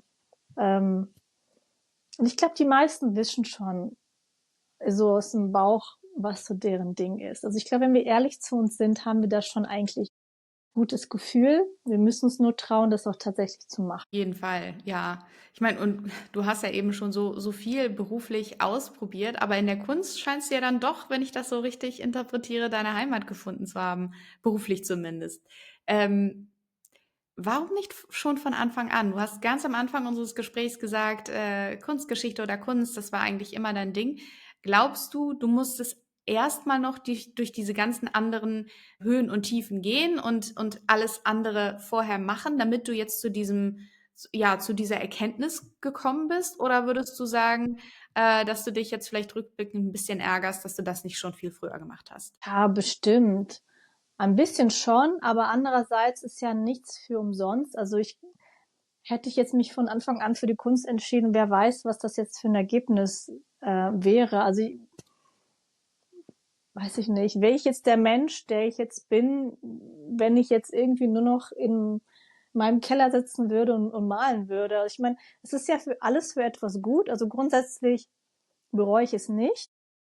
Und man braucht, glaube ich, für alles Energie. Also ich finde, man kann nicht alles gleichzeitig. Und ich finde jetzt so Modeln oder die Schauspielschule, das hat uns ja schon sehr viel Energie gekostet, weil ja, man springt so ins kalte Wasser, ist es erstmal wirklich überfordernd. Man versucht ja auch erstmal danach irgendwo Fuß zu fassen. Wir haben ja alle Jobs noch nebenbei, weil die meisten können ja nicht von der Schauspielerei leben. Man kann nicht alles auf einmal machen. Also vor allen Dingen muss man auch, glaube ich, ein bisschen durchhalten und auch feststellen, das ist es oder das ist es nicht. Ähm, Ich weiß nicht, ob das ein richtig oder falsch gibt. Solange man, glaube ich, nicht stehen bleibt und irgendwie aufhört, finde ich, gibt es da kein richtig oder falsch. Solange du machst, auch wenn es irgendwie lange dauert, ich finde, selbst wenn du mit 60 feststellst, ich wollte doch irgendwie mal, dann fang an, es ist nie zu spät. Es gibt genug Künstler, die haben ja mit 60 noch eine Karriere gemacht. Und bis dahin haben sie ja auf ihre Eltern gehört, die gesagt haben, du hast kein Talent, lass es. Oder was weiß ich, viele sind verheiratet, konzentrieren sich erstmal auf ihre Kinder, sind vielleicht in einer unglücklichen Ehe. Also es ist ja alles irgendwo, wir sind ja keine Roboter. Das ist ja für uns alles irgendwo Energie, die wir brauchen. Und wir können nicht Mhm. für alles Energie verschwenden. Also ich finde, das ist schon in Ordnung. Ich glaube mal, mein Struggle war, glaube ich, tatsächlich auch einen Frieden damit zu finden, dass es schon alles so richtig ist, wie es passiert ist. Weil natürlich sagen wir uns, ja, hätte Fahrradkette so. Ähm, ja, es wäre toll, natürlich wäre es toll, wenn ich jetzt schon eine erfolgreiche Künstlerin wäre, die davon leben kann. Wäre alles toll, aber bin ich jetzt traurig, dass ich ein paar Umwege gegangen bin? Irgendwie nicht, ehrlich gesagt. Sonst hätten wir uns noch nicht kennengelernt. Das ist richtig, ja. Aber du hast gerade eben auch die Menschen in deinem Umfeld angesprochen, die dir gesagt haben, ja, dass du vielleicht was Richtiges machen solltest, ja. Wie gehst du denn damit um? Wie bist du in der Vergangenheit damit umgegangen? Wie gehst du jetzt vielleicht oder möchtest du in der Zukunft anders damit umgehen? Was ist da so deine Erkenntnis? Ich glaube, es ist gut, dazu zu hören, aber letztendlich musst du für dich entscheiden und du musst dich glücklich machen. Und ich muss am Ende meines Lebens da sitzen und sagen, das war ein reichhaltiges, gutes Leben und ähm, ich habe alles gemacht, was ich machen wollte. Du lebst ja das Leben für dich und nicht für deine Eltern. Und ich weiß, es ist schwierig, weil manche Eltern können einen schon sehr stark beeinflussen oder versuchen sehr viel, dich in die Richtung zu bringen, die sie gerne möchten. Also ist schwer, da sich ja so zu befreien. Und da bin ich sicher auch noch nicht perfekt drin, weil natürlich wollen wir gefallen. Natürlich wollen wir, dass die Eltern einen lieb haben oder es ist schwer, aber letztendlich musst du für dich gehen. Also musst du dich für dich entscheiden und du bist keinem irgendwie was schuldig und es ist dein Leben und das Leben ist dafür da, dass du glücklich bist und nicht dass andere glücklich sind. Ja, ich meine, bei den Eltern ist das schon sehr schwierig, zumindest geht es mir so, weil da habe ich schon das Gefühl, ich bin ihnen schuldig, dass sie mich auf diese Welt gebracht haben und mich großgezogen haben und ne, so mir alles gegeben haben, was sie mir bisher gegeben haben. Und ja, Schuld ist da vielleicht das falsche Wort. Ich mag das nicht, dass es so negativ behaftet irgendwie. Aber ich möchte halt auch einfach, dass es ihnen gut geht und dass ich zurückgeben kann und so. Und das hat natürlich auch irgendwo damit zu tun, dass die Eltern natürlich immer nur das Beste für ihre Kinder wollen und dass es den Kindern gut geht. Ja, das ist halt so ein die Verbindung halt einfach, die es da gibt. Aber, und zu der Erkenntnis bin ich halt auch gekommen, ich weiß nicht, inwieweit du mir da zustimmen würdest, aber nur wenn es mir gut geht, wenn ich ein erfüllter Mensch bin, kann ich mich auch viel besser um andere Menschen, wie zum Beispiel meine Eltern, kümmern. Wenn es mir nicht gut geht, weil ich unerfüllt bin, weil ich unzufrieden bin in meinem Leben, in meinem Job, dann ist die Wahrscheinlichkeit groß, dass ich anderen Menschen auch nicht dienen kann, nicht dienlich sein kann und das Beste für sie geben kann, oder? Ja, absolut. Ähm, ja, ich glaube, du hast schon recht. Das meinte ich auch so. Ich will halt, dass meine Eltern sich nicht so viel Sorgen machen. Also ich will halt schon für das Künstlerische gehen, wo ich auch weiß, das ist meins. Und wenn ich erfüllt bin, sind sie auch erfüllt, weil sie mich glücklich sehen. Aber natürlich ist es halt auch eine Branche, die sehr unstetig ist. Also damit werde ich wahrscheinlich nicht so schnell reich werden. Aber vielleicht ja schon. Ja, ich möchte halt, dass sie sich nicht so viel Sorgen machen. Aber wie du schon sagst, ich glaube wirklich daran, wenn ich glücklich bin, und ich finde, wir als Künstler, wir haben auch oft eine totale Ausstrahlkraft. Ich habe das Gefühl, wenn ich einen schlechten Tag habe, haben alle einen schlechten Tag. Wenn ich einen guten Mhm. Tag habe, hat die ganze Straße einen guten Tag, weil ich dann halt wirklich, man merkt mir total an, dass ich glücklich bin. Und ich versuche einfach denen, ja, klar zu machen, dass sie mich einfach lassen sollen und dass ich schon meinen Weg gehen werde und dass ich das für mich brauche, glücklich zu sein und dass sie halt anders funktionieren und dass finanzielle Stabilität sicher wichtig ist, aber für mich ist es halt auch wichtig, dass ich glücklich bin, weil wenn du noch was sonst hast, wie Familie, eine glückliche Ehe, dann weiß ich dann ist es vielleicht das auch schon mal viel wert für dich, aber die meisten Künstler sind alleine. Ich habe nur mich. Ich habe keine Kinder, keinen Partner. Und ich finde, das, was ich tagtäglich mache, muss mir schon irgendwie das Gefühl haben, dieses Leben ist lebenswert, ich bin erfüllt, ich bin glücklich, weil ich habe sonst nichts, was mich irgendwie vielleicht mein Fokus dahin lenkt, dass ich vielleicht versuche, meinen Kindern eine gute Zukunft zu bieten oder einen Partner habe, wo ich mich abends irgendwie ausweinen kann. Aber mir ist es halt wichtig, weil ich habe nur mich. Mir ist der Beruf halt am wichtigsten, weil das ist alles, was ich habe. Und wenn es mir gut geht, dann geht es auch anderen gut. Aber es ist tatsächlich schon so, dass finanzielle Stabilität, glaube ich, für viele Eltern wichtig ist. Naja, ganz unwichtig ist sie für uns natürlich auch nicht. Wir müssen ja auch irgendwie unsere Miete bezahlen und können nicht von Luft und Liebe leben oder von unserer Kunst dann, wenn sie eben noch nicht gerade der Verkaufsschlager schlechthin ist. Aber was ich da auf jeden Fall gerade eben rausgehört habe, weil du gesagt hast, ja, noch bin ich nicht reich und wer weiß, ob das was wird. Zweifel. Zweifel ist da, glaube ich, ein Stichwort, mit dem können sich sehr, sehr viele Menschen identifizieren, weil jeder hat mal Zweifel. Und gerade halt auch in beruflicher Hinsicht kann man da, glaube ich, niemanden ausschließen. Die Frage ist ja immer, wie geht man mit diesen Zweifeln um? Wie gehst du damit um und was hast du für Tipps für unsere Zuhörer? Ich versuche ganz oft so ein bisschen auf meine Situation so von oben herab zu gucken, als ob ich einfach Zuschauer bin von meinem eigenen Leben. Und wenn ich mal wieder zweifle, dass ich dann irgendwie nicht so in diese Emotionen gehe und denke, Gott, jetzt habe ich mich wieder irgendwie 2 Tage halt umgebracht für diesen Dreh und es war dann chaotisch oder ich habe wieder was geschaffen, was vielleicht nicht sofort mir von meinen Fingern weggerissen wurde, dass ich dann sage, okay, wenn ich jetzt auf mein Leben von oben gucken würde, was würde ich mir raten, wenn ich jetzt so die Schauspielerin meines Lebens wäre? Und dann würde ich, glaube ich, sagen, mich wirklich in den Arm nehmen und sagen, mach weiter, das dauert. Dann höre ich mir vielleicht noch so ein paar motivierende Podcasts oder YouTube-Videos an von Leuten, die dran geblieben sind. Also ich glaube, da einfach nicht in die Emotionen gehen und nicht den Zweifeln zu viel Raum geben, weil letztendlich, was bringt mir das? So, dann nutzt die Zeit lieber, um noch irgendwie weiter zu üben. Also die zahle meine Miete nicht. Also ich Naja, also ich versuche da immer ein bisschen zu differenzieren, weil auch mich plagen Zweifel ab und an. Und ich frage mich dann Mensch, meistens, ja, ich frage mich dann eigentlich immer als erstes, okay, sind es berechtigte Zweifel? Also hast du selber das Gefühl, dass dir zum Beispiel noch eine Fähigkeit oder Wissen fehlt, damit du selber diese Zweifel ausräumen kannst? Weil zugegeben, bei mir sind es häufig Selbstzweifel und nicht Zweifel von außen, die geäußert werden. Und wenn ich die Frage sofort mit Ja beantworten kann, dann lerne ich dieses Skill oder mache dir eine Sache, wo ich danach weiß, okay, damit ist der Zweifel aus dem Weg geräumt.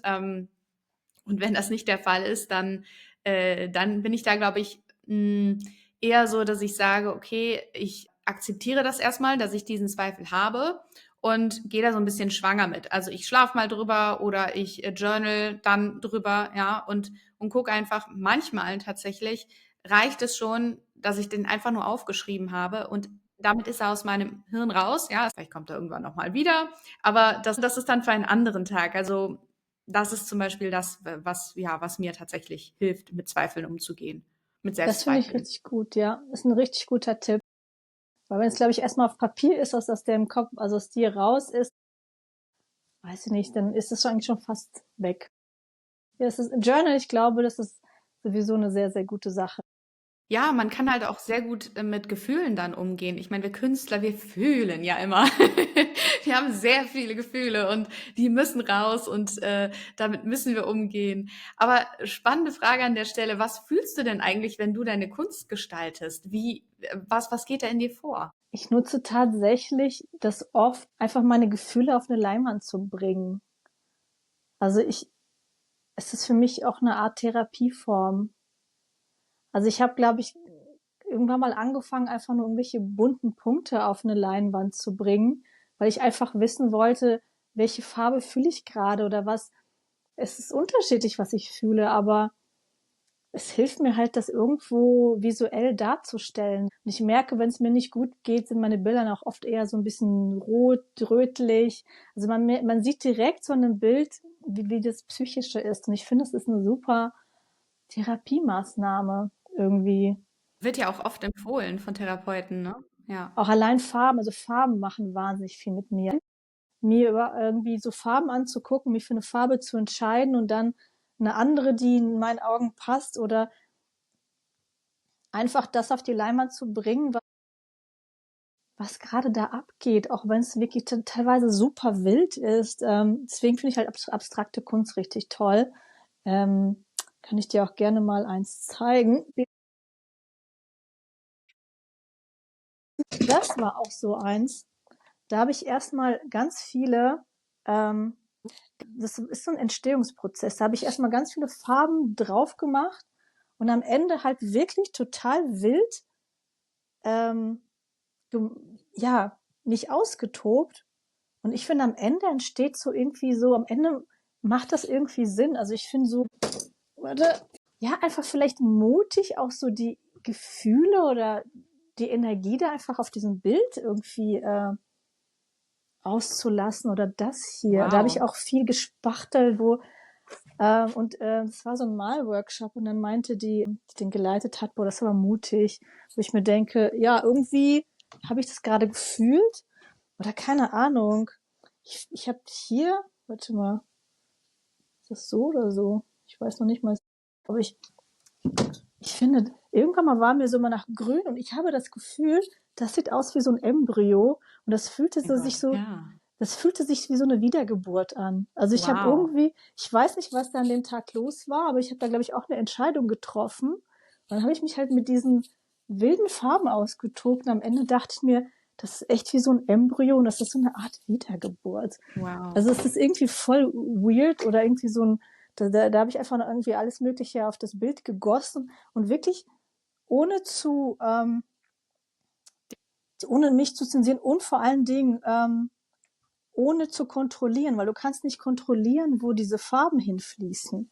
Und einfach die Kontrolle abzugeben und einfach zu gucken, ich gucke einfach, was da passiert. Und ich finde, das kannst du halt mit abstrakter Kunst sehr gut, weil da brauchst du im Grunde nicht wirklich Skills, sondern du kannst einfach schauen, was fühle ich, welche Farben will ich und dann teilweise wirklich super wild da irgendwas machen und am Ende bist du so ein bisschen beruhigt.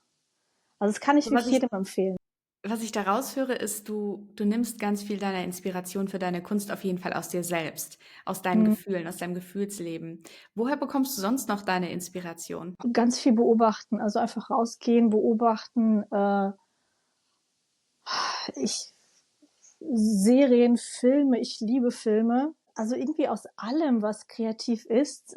Ich gehe gerne ins Museum, ich gucke mir gerne Filme an, ich beobachte viel. Ich finde, selbst wenn man so eine Straße lang läuft, sieht man schon so viel oder du siehst Leute, die einfach coole Outfits haben. Ich habe das Gefühl, ich bin so, ich sauge irgendwie alles auf, was mir irgendwie begegnet und alles, was ich irgendwie aufmache, selbst irgendwie nur Instagram ist, so ist es so, oder Pinterest, es ist so ein Saugrohr, so gibt mir Inspiration aus allem. Ich finde alles, du kannst aus allem Kreativität oder Inspiration schöpfen.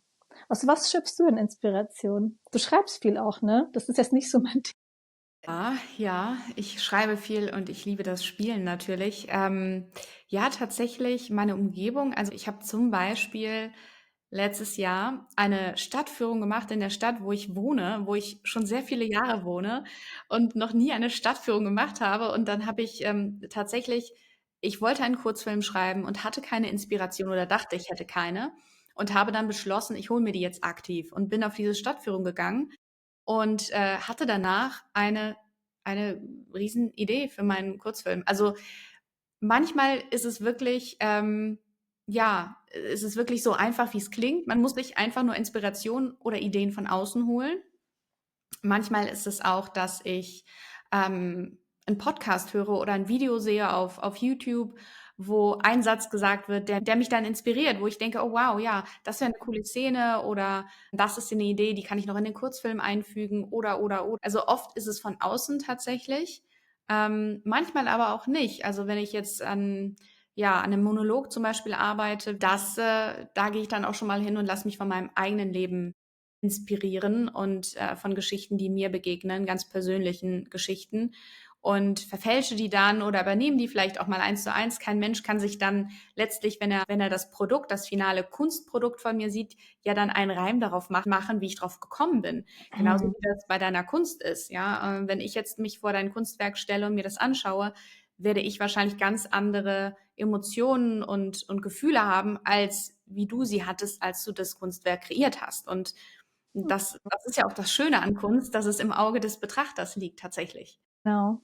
Und ich glaube, das ist auch genau das, weswegen wir das so gerne machen. Du möchtest ja schon dem Zuschauer irgendwas bieten, was mit ihm irgendwas macht. Also egal, ob es irgendwie ein Film ist, wo derjenige dann auf einmal emotional reagiert oder ein Bild. Ich gehe ganz oft ins Museum und denke so, warum macht dieses Bild so viel mit mir? Und es ist oft abstrakte Kunst, wo ich mir denke, das hätte jeder Dreijährige besser machen können. Und was lange meine eigene Zensur war, wo ich dachte, also allein das irgendwie zu zeigen, ist mir so schwer gefallen, weil ich dachte, oh Gott, was denken die Leute?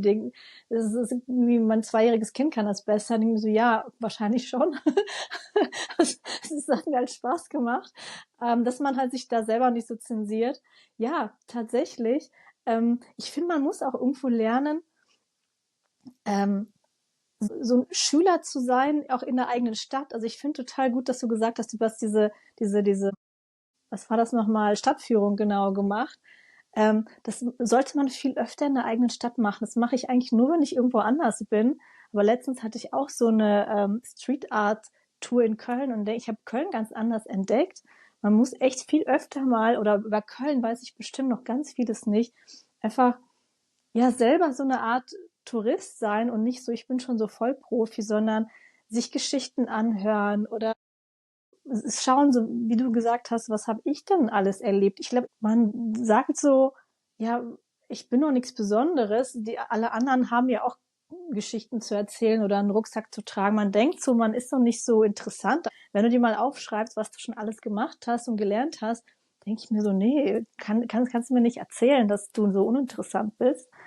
Klar gibt es richtig krasse Leute, die gefühlt schon 5 Weltreisen gemacht haben und sich Dinge trauen, die ich niemals trauen würde. Aber jeder ist interessant. Erzähl mir doch nichts, dass man da einfach du den inneren Kritiker, glaube ich, beiseite lässt und sagst, ja, was habe ich zu bieten? Was haben andere? Vielleicht auch andere Fragen. Erzählt mir doch eure Geschichte. Das ist ganz, ganz toll. Was mich noch interessiert, was war denn dein härtester Job und wieso? Und genau, ja, also in welchem Bereich? Ich meine jetzt quasi generell. Was war dein härtester Job? Als Model, als Schauspielerin oder in den 3000 anderen Sachen, die du gemacht hast? Boah, gute Frage. Ich glaube, das war mein erster Job. Da war ich da habe ich so einen Schülerjob gemacht, um mir in den Sommerferien was dazu zu verdienen. Und da war ich in der Produktion von einem Fleischfachbetrieb. Und dann ist mir das schon echt sehr schwer gefallen körperlich. Hut ab, was viele Leute körperlich täglich leisten, um das System aufrechtzuerhalten. Gewisse Dinge, die dann im Supermarkt landen, herzustellen. Also es war einfach körperlich wahnsinnig anstrengend, einfach den ganzen Tag in der Kälte zu sein. Gut, damals, irgendwie 30 Jahre her, oder nicht 30, 25, da war es auch noch gar nicht so ein Ding mit vegan, vegetarisch, war man noch, also das hat mich tatsächlich nicht so gestresst. Jetzt würde ich es wahrscheinlich nicht mehr tun. Ja, das körperlich harte. Also ich war, ich war überrascht, wie körperlich hart das war. Wir haben am Ende der Schicht dann den ganzen Betrieb gereinigt. Also danach, wenn du zu Hause warst, wusstest du, was du am Tag getan hast. Und manche meiner Tanten haben das dann irgendwie 30 Jahre gemacht. Und ich denke mir so, wie hast du das überlebt? Und dann wird mir erstmal klar, wie gut ich es habe, weil Leute machen das tagtäglich und noch viel schlimmere Jobs, vielleicht in der Pflege. Und ich denke mir so, du sitzt im Büro und meckerst. Ja, ich glaube, dadurch, dass ich war zwar ein sehr aktives Kind, aber ich bin jetzt nicht so aktiv. Also ich würde jetzt nicht, dass ich so eine Sportmaus bin wie du. Ich glaube, mir fehlt alles, was körperlich sehr anstrengend ist. Aber ansonsten eigentlich gar nicht, weil es hat mich alles ja irgendwo weitergebracht. Aber ich Ja, habe sehr schon cool. gemerkt, mir ist halt inzwischen wichtig, mit wem ich arbeite. Ich glaube, es war mir früher egal, wenn das Arbeitsumfeld nicht so schön war. Ich habe das irgendwie hingenommen, dass mir Steine in den Weg gelegt wurden, dass mir schwer gemacht wurde, dass ich mich mit den Kollegen nicht verstanden habe. Und inzwischen merke ich, es ist mir wichtiger, mit wem ich mich umgebe, dass die Kollegen nett sind, dass nicht nur zählt, dass ich da meinen Job mache, überlebe, nach Hause gehe, sondern da würde ich, glaube ich, jetzt ein bisschen mehr drauf achten. Das war teilweise sehr anstrengend, weil ich mir gedacht habe, warum bist du so? Was habe ich dir getan? Ich kann nichts dafür, dass du frustriert bist. Also ich versuche ja auch nur mein Bestes zu machen. Aber weißt du was? Wenigstens habe ich was geändert. Ich habe das Gefühl, viele sind in einer Situation, ändern diese nicht, sind frustriert und lassen es dann an der anderen Generation oder an den Neuen aus, statt einfach mal ins kalte Wasser zu springen und was Neues auszuprobieren oder an einen anderen Ort zu ziehen. Das würde ich niemals tun, auf Kosten anderer irgendwie meine Frustration loswerden oder irgendwelche Vorteile haben. Also ich glaube, ich muss immer abends mir in den Spiegel gucken und sagen, hast du gut gemacht. Ja, ich finde, Dankbarkeit ist aber auch ein ganz wichtiger Aspekt. Also, dass man, egal wie weit man schon gekommen ist in seinem beruflichen Leben oder mit seinem Traumberuf, in der Verfolgung seines Berufs oder auch auf der Suche danach, dass man sich trotzdem immer wieder vor Augen führt, dass man ja schon ganz, ganz viel hat, gerade in der heutigen Zeit. Die kann noch so herausfordernd sein, aber man sollte doch immer wieder dankbar sein für das, was man hat. Nicht nur aus moralischen Gründen, sondern auch, weil das Gefühl, was man hat oder was sich einstellt, wenn man Dankbarkeit empfindet, ist ein beruhigendes, oder? Total. Und ich finde, wir können absolut viel öfter dankbar sein. Und ich merke, wenn es mir richtig schlecht geht oder wenn ich mal wieder das Gefühl habe, es geht nicht so viel voran, wie ich es gerne hätte, obwohl ich ganz viel versuche zu machen, gehe ich tatsächlich in mich und versuche erstmal aufzuschreiben, wofür ich dankbar bin. Und ich weiß nicht, warum wir irgendwie ständig irgendwelche uns so übertrieben hohe Ziele setzen oder irgendwie denken, erst wenn ich das erreiche, dann, keine Ahnung, bin ich es wert, oder dann geht's mir besser, weil im Grunde sind wir doch einfache Menschen. Wir sollten auch mit einfachen Dingen zufrieden sein. Und wenn ich dann so in mich gehe und tatsächlich dann journal oder aufschreibe, wofür ich dankbar bin, und zum Beispiel Gesundheit ist etwas. Kaum passiert irgendwas, dann merkst du erstmal so, was man irgendwie hatte, als man noch gesund war, auch wenn es nur eine Kleinigkeit ist. Und man sollte wirklich für die kleinsten Dinge einfach dankbar sein. Allein, dass der Körper so funktioniert, wie er funktioniert. Ja, ich habe das Gefühl, wir wissen das viel zu wenig zu schätzen. Ja. Das Schätzen ist das eine, aber das andere halt auch, gerade wenn man sehr gestresst ist oder wenn man das Gefühl hat, man ist in diesem Zustand von mir fehlt etwas, dann sich darauf zu besinnen, was habe ich denn überhaupt und wie toll ist das, dass ich eben total gesund bin und jetzt nicht eine schreckliche Krankheit habe oder dass ich ein Dach über meinem Kopf habe, etc., bis hin zu den kleinsten Dingen, über die man sich so freuen kann. Da haben wir ja auch vor ein paar Monaten ein ganz tolles Buch gelesen gemeinsam und das durchgearbeitet. The Artist's Way, ein sehr empfehlenswertes Workbook, kann man sagen. Also es ist jetzt nicht nur einfach lesen und dann war's das, sondern man muss auch was tun. Und da haben wir ja auch ganz viel draus mitgenommen. Ja, ich finde, es hat uns auch echt gut getan. Und dann sollte man auch als Erwachsener, finde ich, viel mehr tun, sich mit Gleichgesinnten regelmäßig treffen. Und das haben wir jetzt ja auch nach dem Buch ja auch weitergemacht, dass man einfach einmal die Woche mal so einen Call macht, zu zweit, zu dritt, oder ich würde das, glaube ich, nicht mehr als 4 machen, weil man ja doch sehr viel quatscht, dass man einfach nur so hört, wie geht's dir, womit beschäftigst du dich da gerade, und dass man gemeinsam wächst und sich gegenseitig hilft. Und ich finde, es war schon gut, dass wir erstmal die ganzen Übungen hatten, weil die haben uns ja auch schon sehr viel zum Reflektieren gebracht. Aber dass wir das halt auch weitergemacht haben, so als Freunde, dass man halt nicht alleine ist und dass man ja dann über die Woche berichten kann, aber dann auch sagen kann, ja, aber ich bin trotzdem dankbar über das und das und das. Oder wenn man gerade Schwierigkeiten hat, dankbar zu sein, dass die Freunde auch ein super Spiegel sind und sagen, das und das und das ist doch schon total toll gelaufen und du hast dich trotzdem super weiterentwickelt in dieser Woche und ja, du möchtest gerne dahin, aber da kommst du auch noch hin. Man sieht, glaube ich, oft die eigenen Fortschritte nicht, weil man halt so sehr fokussiert ist, zum Beispiel, ich will jetzt unbedingt einen neuen Job und bewirb mich und es passiert aber nicht oder keine Ahnung.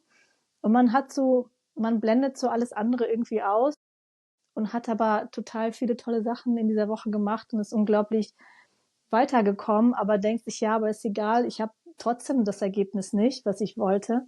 Und es ist manchmal gut, da von außen halt einfach, ja, gespiegelt bekommen, egal ob es Freunde sind oder vielleicht ein externer wie ein Therapeut, der einem sagt, doch, du merkst gerade nicht, wie weit du gerade gekommen bist, weil du da so Scheuklappen hast.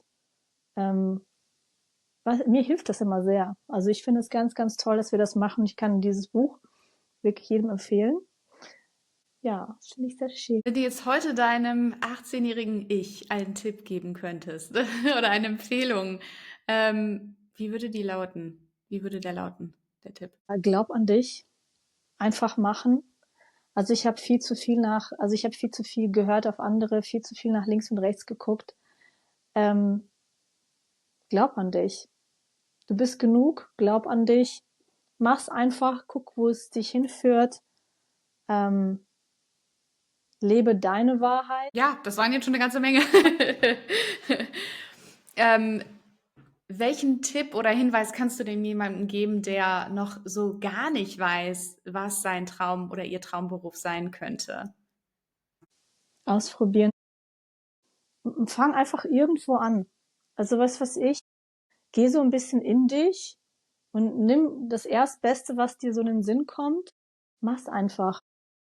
Mach einen Kurs, was Ehrenamtliches. Frag deine Freunde. Also ich habe euch ja auch ganz oft gefragt, was sind meine Stärken? Wo seht ihr mich? Frag deine Freunde, deine Eltern und fang an. Also ich glaube, ich habe auch vieles zerdacht und dachte so, ach nee, komm, ähm, eine halbe Stunde pro Woche hat jeder, mach einfach. Weil ich habe das Gefühl, wenn man so in die Gänge kommt und ausprobiert, das führt am Ende zu etwas. Vielleicht ist das erste nicht das Richtige, aber dann lernt man eine Person kennen und die sagt, ah, ich mache aber das und das und dann denkt man sich, ja, toll, probiere ich auch aus oder was ich da für Berufstipps gehört habe, wo ich mir denke, wow, die arbeiten auf einem Schiff und das ist auch eine Möglichkeit, wo ich mir dachte, Wahnsinn, was Leute so irgendwie machen. Ich finde überhaupt, sich mit Leuten zu umgeben, sich zu unterhalten, Tipps zu hören. Also ich nehme sehr, sehr viel aus, ja, machen. Weil ich weiß nicht, im Bett liegen und durch Instagram und TikTok scrollen, man hat so viele Ideen vielleicht, aber man setzt das nicht um. Also geh wirklich in die Umsetzung. Ähm, Just do it. just do it. Fang mit irgendetwas an. Also nicht zu viel nachdenken. Mach dir am besten diese Woche noch irgendeinen Termin oder verabrede dich mit Freunden und just do it. Weil es ist wirklich so. Es ist so, manchmal denke ich mir, es ist so einfach, aber einfach so effizient. Es ist, es hat ja schon seine Gründe, warum das manche Dinge halt so sind, warum manche halt immer wieder empfohlen werden oder warum Sachen, die Klassik sind, weil sie sich einfach bewährt haben. Und manchmal ist es viel einfacher, als du denkst und ich zerdenke viel zu viel. Meine Erwartungshaltung an mich selber ist halt so groß und ich bin so perfektionistisch.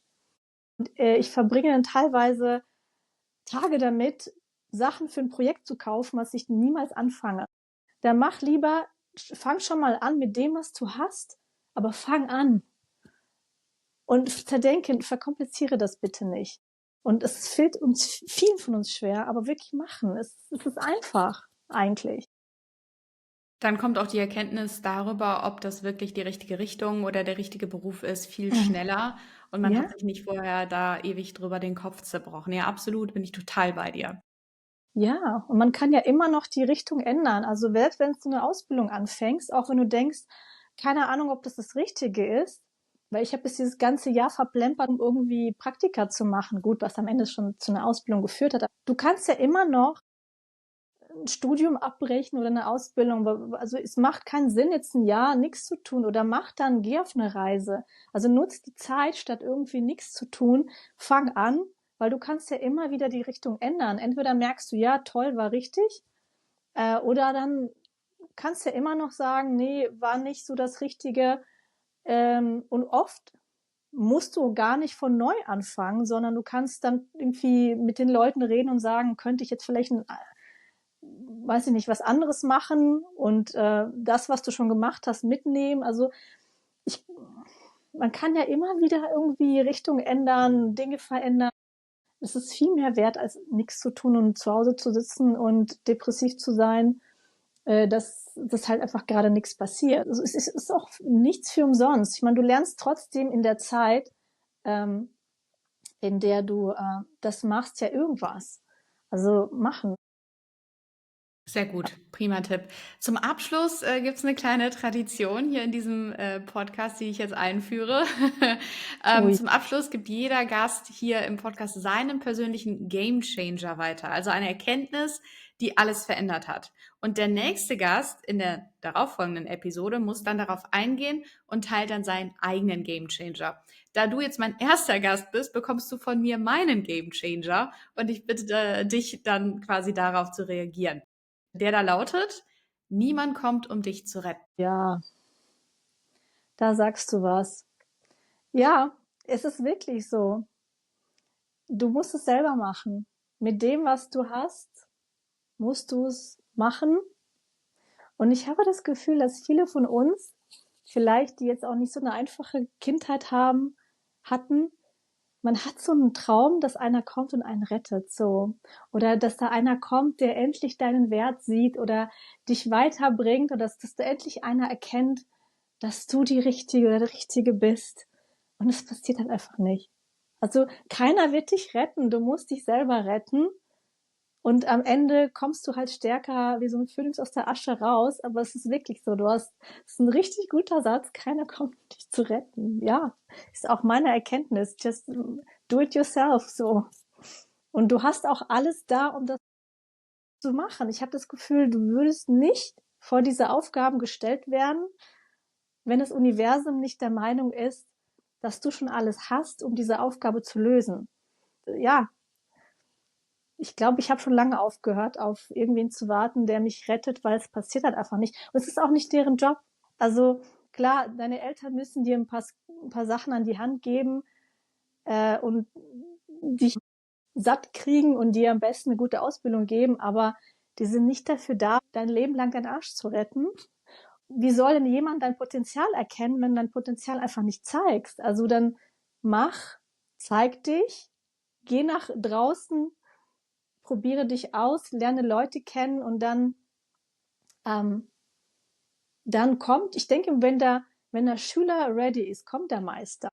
Deswegen darauf zu warten, dass sich einer rettet, Quatsch, mach und der Meister wird schon kommen.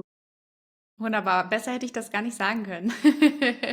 Dann meine allerletzte Frage, wo können denn die Zuhörer, die Zuschauer dich online finden? Am besten auf meiner Webseite, nadiafelk.com. Natürlich dann auch auf Instagram, auch unter Nadia Felk. Und ja, da gibt es alles Weitere. Dann sage ich gern ganz herzliches Dankeschön. Es war mir ein Vergnügen und eine Ehre, dass du ja mein allererster Podcast-Gast warst. Ich danke dir, dass ich die Erste sein durfte. Ich war sehr aufgeregt und ja, was für eine Ehre. Vielen lieben Dank. Falls euch diese Episode gefallen hat, dann lasst unbedingt ein Abo da, denn damit helft ihr mir, diesen Podcast weiter auszubauen und noch mehr spannende Gäste einzuladen. Danke, dass ihr dabei wart und bis nächste Woche Donnerstag.